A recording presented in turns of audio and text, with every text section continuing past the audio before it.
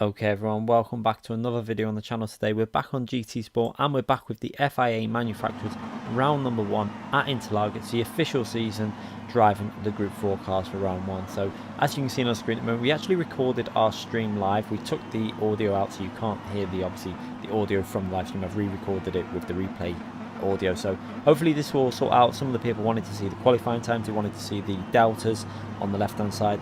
Now in qualifying we didn't quite hook our lap up. It was really frustrating, to be honest, because we missed the apex by quite a big margin on one corner, which lost me the slipstream to Garassa. I think without that mistake we could have been looking at a very close time to P1. It would have been really close. You can see we're in this race, we're actually starting from P8. This was the third race of the day. The first two races, just one race I had to let about 5 cars pass because I made a mistake and knocked into B racer, and I had to let them through. So because I had to let him through, I had to let a group of about 4 or 5 cars through. So sacrificed that race and decided to do the last race of the day, which I don't normally do. Managed to get it up into P8 in qualifying, which it was better than the other rounds. It was a 38.0, not exactly the best lap possible, but that's what frustrated me a bit, was because the one mistake, which probably may have only lost me a tenth or two on the actual lap, but because it then lost me the chance of picking up a really strong slipstream on the final corner, which would have possibly got me to P1, but it's one of their myths. But you can see going through the grid, the TT, not a very good car here for Tigany there at the back of the grid. Not really a front wheel drive track this, it's more of a 4-wheel drive and a power track. As you can see there again, TRL Org right at the back in the Porsche Cayman. So the Porsche seems to be suffering a lot recently.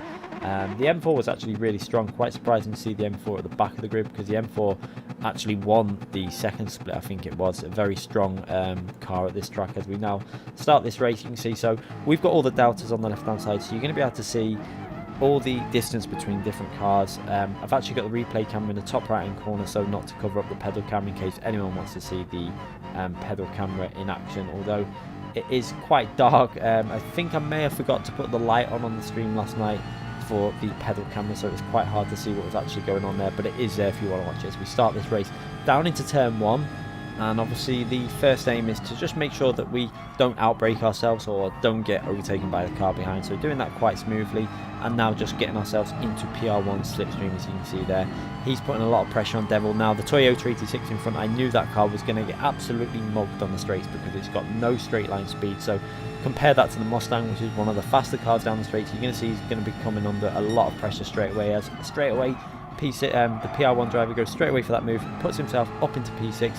But Devil is going to fight back straight away. I'm going to try and pick up the slipstream now from that Ford in front of me and try and go down this right hand side. I'm not sure if he's going to, I wasn't sure if he was going to cover it off, and he didn't, and that gave me a chance to go up the inside. However, the Ford just didn't have the handling to maintain the traction and grip through that corner, so I had to just tuck back in behind the Toyota 86 and then just try and see if I can get past him, maybe on the main straight, because there's not really any other opportunities to get past the 86 at this section track. But the 86 there in front of us by Devil, driven by Devil, is going to go for the move on the inside. He's going to throw it up the inside there. PR1 covers it off, but a little bit late, and there's contact, and then I end up just giving the PR1 driver a little tap in the rear because he lost control of his car, and actually helped the PR1 driver out a bit there, because it gave him the ability to be side by side into this final corner and actually give him the position back. So kind of helped that Ford driver out there. Now I've got to try and get into the slipstream of PR1. So you're going to see now the 86 is getting the slipstream off the Ford, but because he's got that inside line, if I try and go around the outside without a slipstream, it's really difficult. So you're going to see me now on the replay camera constantly going to the right and then seeing, no, I can't get round there, getting back into the slipstream, going to the left hand side, seeing if I can do it there. The 86 is staying in the slipstream. I'm going to fake it to the right and then go back on the inside and cut in the inside. We've got our car alongside into the apex, and we give Devil a little nudge. He did close the door quite late, but I decided to just back off the accelerator slightly there and just let him back in because it was a bit aggressive. But again, look at the difference now between the Mustang versus the Toyota 86. The straight line speed is massive difference. You can see, even though he's getting the slipstream off the car in front of him, I'm able to just pull alongside and get that move done and put myself straight up into P7. So not a bad start. We're up into P7 and we're only on lap 2. So now what we've got to do is just try and get into the slipstream of the Ford in front of us, driven by the PR1 driver, and then try and work with him in a way to get ourselves closer to some of them cars that are in that group. You can see there's a big group of cars battling for P3, P2, 3, 4 and 5. So what you're going to see now is I'm not going to be doing any stupid moves on the PR1 driver in front, because in this situation, it's probably going to be best for me just to tuck in behind and hope that he can gain some time on them drivers with the extra speed that the Mustang's got. Because if we start battling, if you look behind me in the mirror and on the replay camera, you can see just a bunch of cars. There's like 4 or 5 cars right directly behind me, so it wasn't worth attacking him too much. So what you're going to see now, as we get on the straight, we're going to get in that slipstream, and we're a bit far back anyway to make any sort of move into turn 1, but this is kind of a nice distance to be going down the straight, because you're going to pick up that slipstream all the way down the straight, and just watch the distance, watch the Toyota behind me just lose the draft because it's just got no straight line speed. So it's actually quite nice to see the Toyota not really having the ability to do much at this track because of its lower speed. And I think what I like about this season is, with the tyre wear, as you see behind me, another driver, Afo, puts on a real big lunge into turn 1 on Devil as well, and makes that move. And it looks like Devil might have got a penalty behind in that situation. I think he may have picked up a penalty due to, yeah, he did, you can see behind. He's got a penalty there where Afo obviously went off track after being nudged. It's a similar thing that happened to myself in a previous race. I think it was race 1 or something. It's really a bad situation that Polyphony need to look into, because a car can actually deliberately go off track, although I don't think many people would do that. I think there is people that might do it in certain circumstances, but you can see now we're staying in the slipstream of P6, and like I said, we're going to try and just not waste time.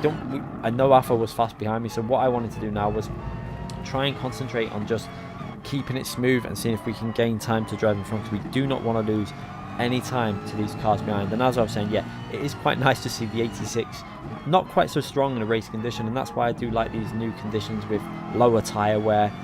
It's a flat out race, it's 100% aggressive driving, and I do like that. I prefer that kind of racing. It's more my kind of style, and it's good in a way because at these tracks, if this would have been a long race with extreme tyre wear, that Toyota 86 would have been able to come back at certain phases of the race, or maybe lose a few places on the first lap, but then at this stage it would start coming back and being able to catch up and get past everyone. So I kind of like that. It will have its tracks, obviously the handling tracks, that car's going to be very strong still, but for tracks like this, it's nice to see that it's not quite so overpowered anymore as we now go into the braking. And again, I was giving P6 a little flash of the lights just to let him know we're not going to make an attempt of an overtake at this phase. I was just flashing my lights saying, and I'm making it clear that I'm sticking to the right hand side of the track. I didn't want to make any sort of lunge into turn 1, because I felt like if you start doing that, you start losing time.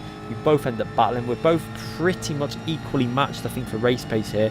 There's not much difference between our pace, so it made more sense for me just to sit in the slipstream and just try and keep Afo from getting my slipstream, because if he gets my slipstream, he was quite willing to go for a lunge into the corners you've seen against Devil. So for me, it was better just to keep it nice and safe and try and protect this P7 at the moment, because we are gaining on that battle. You can see there's them 4 cars in front of me are battling quite aggressively, so there's a high possibility that we could be on the back of that group within, you know, a couple of laps. So we're going to just carry on racing this as sensibly as possible. You can see Afo right behind me there, just so close to picking up that slipstream. This was really quite intense when we were racing, to be fair, because I had to make sure that I hooked the corners up, I get on the pound nice and early, and then we pick up the slipstream down the straight as much as possible, just to stop RC Afo picking up the slipstream enough to get himself into the slipstream and then become a factor in our battle. And then if you've got 3 cars battling, it all becomes a little bit more risky.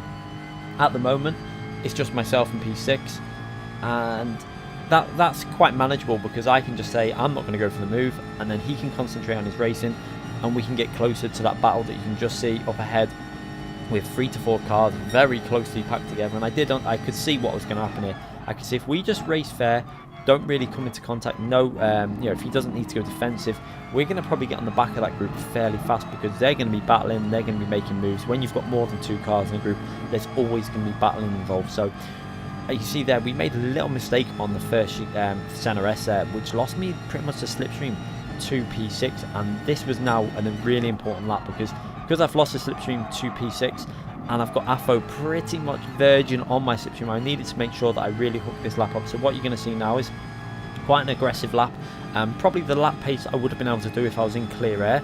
So we're going to go really aggressive and try and hook this lap up as much as possible, and try and get ourselves as close as possible to that slipstream. As you can see there, P6, the PR1 driver, is verging on the slipstream from P5, Carl Williams there in the Mercedes. And I've actually managed to pretty much gained a little bit of time over AFO behind me. I've gained a 10th or so on this lap, helped by the extra power that the Mustang has got. Through the corner section, he was definitely gaining a little bit. I think he was also in the Hyundai, so I think through the corners he was slightly stronger, but then on the straights, the Mustang, the power at the top end really took over as we come into the final corner. And really important to hook this up. You can see I was just so close to picking up the slipstream from P6, but because that Mustang in front of me had the slipstream, it was always going to pull away at this stage. Now you can see there was not really much I could do, so I just carried on pretty much running my own race, because what I could see was going to happen. Now you've got 5 cars in that group, they're all going to bunch up, there's going to be moves attempted, and that's going to allow me to catch right back up as soon as that happens anyways. Now we've got the gap covered to AFO at this stage, which is pretty much perfect, but through this section, this is where the Hyundai seems really strong. You're going to see AFO gaining a bit of time through here, but then on the power, luckily for myself, you can see because they started battling straight away, I got back into that slipstream, and then that gave me the ability then to just pull away from AFO's slipstream, and he wasn't able then to get close enough into this braking. But you can see now PR1 is going to go for that move down the inside. Quite a brave move and risky move, to be fair, but I saw that happening, took advantage, took a wide line in, got on the power nice and early, and managed to get myself alongside the Mercedes. And what you're going to see now is the power advantage. The Mustang's just got a little bit more top end than the Mercedes, and I managed to get into the braking zone just ahead of Mercedes, gave a little bit of space in case he was going to turn in, and then just got ahead. I think Carl Williams actually backed out of that and decided to let that one go. Fair driving by Carl Williams there, and now we're going to have to try and get as close as possible now to this Ford Mustang, see if we can make a move at any opportunity. But what I didn't want to do was, it was really hard situation, because you can see they're battling. He's going to go for the move round the outside. Now I actually had an opportunity here. You can see he lost control of the car. I got round the outside and was in a position to get very close to the Hyundai slipstream and go for a move around the outside, but the PR1 driver is holding on the inside. I'm going to have to take a very wide line through there on the power as early as I could, but just this is so frustrating because he's just getting that slipstream from the Hyundai in front, and he's got the inside line, so I'm hanging on the outside, and now we're going to actually possibly lose out, because now we've got the Mercedes in the slipstream of the orange Ford to my left, and I'm stuck on the outside of the track, and there's not much I can do. And you can also see AFO coming through. I was really a little bit panicky at this point, because we had an opportunity of being right in P4 slipstream because we went for an overtake, and now we're struggling to hold on to P6, but just about managed to get our car ahead of that Mercedes and hang in there for P6. So some fair driving, clean driving through that section, and luckily for myself, I didn't lose out too much, although I was a little bit disappointed that we had the chance of being right on the slipstream of the Hyundai. But should I have gone for that? I think I had to, because if we would have gotten the slipstream of that Hyundai, I think that the Mustang would have been able to go for a move on the main straight. I think it would have had the pace, and I knew through the corners I was able to stay fairly close to that to Stefanti and etc., because we had AFO, which we were pretty much matching through the corners anyway, and AFO had pretty similar speed to Stefanti. So I think on the straight line speed advantage, it would have been possible to maybe make a move into turn 1, but it wasn't to be, and now we're just going to hang back in there on PR1 in front of me. You can see we're on lap 7 as PR1 driver has a massive moment. I also have quite a big moment there, just about save it, pretty much following the car in front. Very often you see that in racing, if a car in front makes a move and makes a mistake, you tend to sometimes just follow that car into the same mistake. As the Mercedes now behind us, looking like he's going to make a move, but again, he's not going to throw it up there. I knew that Carl Williams wouldn't do that. He's a sensible driver, and we now pick up the slipstream again of PR1, and again we're going to be able to just out drag basically that Mercedes. Mercedes seems to be struggling a little bit top end compared to the Ford. It's got reasonable acceleration at certain points, but it just didn't seem to have the pace. Top end, you can see myself pulling away and pulling away. Obviously I'm in right behind the car in front, which is helping me, but again we're going to flash P5, let him know that I'm not making a move, stick to the right hand side. You can see him flash back to say I think he understood what I'm saying, but I just wanted to keep letting him know that I'm not, whenever I flash, it's not because I want an overtake, it's because I'm saying just stick to your racing line. I'm not going to overtake you. That's why I always make it clear by going over to the right hand side of the track, and it was too risky. If I would have tried to dive up the inside on any of these opportunities, AFO was so close behind me, he could then make a lunge. There's a group of about 3 cars just behind the 2 that are directly behind me, so you could end up losing out. A 1 second penalty could lose you 5 places, and this is the last race of the day. Had to play it quite safe and sensibly, as you can see now, coming through the handling section, just trying to stick as close as possible to PR1. Really, he's pushing really aggressively because he wants to get in that slipstream of the Hyundai, just like I want to get in it as well. But it is so hard because the Mustang was really strong. It's not quite as strong as a Hyundai through this section, and this is what I liked about the new way of doing the FIA, because each car's strength seems a little bit more equaled out now without the tyre wear becoming a factor. You know, the car with a better tyre wear, like that Hyundai, would be probably well away by now if it was all about tyre wear, because I think it's got better tyre wear than the Ford Mustang. But because it's not as much of an issue, you can see my tyres, we're coming up to the final lap and they're still drivable, that you're still able to put 1 minute 38 laps in with these tyres like this. So it's a much better situation. It's more enjoyable to race. I think it was more enjoyable to watch. I think when we were live streaming, I think the majority of people were much more entertained by, you know, the top set drivers going flat out, racing toe to toe, giving it all and trying to, you know, find a way past. I think it was much more entertaining to watch. As you can see, the driver in front of me, the Ford, makes a little error for that error, and that gives me the ability now to get very close to the slipstream. You can see I'm getting right up the rear of that Mustang. We're going to try and get down the slipstream on the left hand side, but you can see again, because the Mustang is so fast down the straights, even though I'm in slipstream, doesn't seem to gain too much. So I just stuck to the right hand side and thought, I'm not going to risk it. Gave him a flash of the lights and said, you know, just get back over to the racing line. Let's not risk this position. It's not really worth it. Maybe on the one place I would go for it would be the final corner if there was an opportunity that came about. As you can see now, going into the right hand corner, we seem to have a little bit better front tyres than PR1 in front of me. Seems to start struggling at this stage. You can see that P4 seems like he's starting to pull away a bit. Maybe he had slightly different brake bias, I'm not too sure. Maybe he was a little bit more aggressive on his tyres during the race, but we seem to have a bit more grip, as you can see, pushing right up the rear. And we've also got AFA right behind us as well, and the Mercedes right behind that. So any mistake is going to cost you a few positions here, and you really don't want to lose, you know, 2-3 positions can drop you down by 500 points or more in the total points. As we now come to the final corner, and he runs very wide there, P5. You can see again, he really was starting to struggle with understeer. We take a really good line through there. He runs a bit wide. I've got the slipstream, but now this is really not much you can do with this, because if I go down the right hand side, we're not going to probably make it anyway, and you can't get down the inside. He's going to cover that off. So I get in the slipstream, go for the right hand side, and see if we can out-drag him. And going up to the line, you can see I've got a little bit more acceleration, but we just haven't got enough, and we managed to go over the line in P6. A very close race.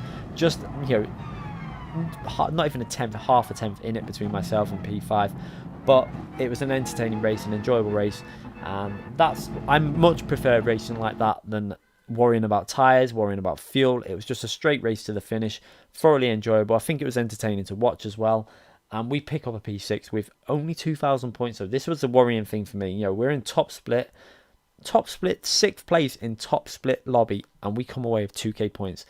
And the more worrying thing for me is that, which we're trying to get our heads around this. If we were the 6th best in a top split race, how can we be 44th overall in the manufacturer? It's a baffling situation.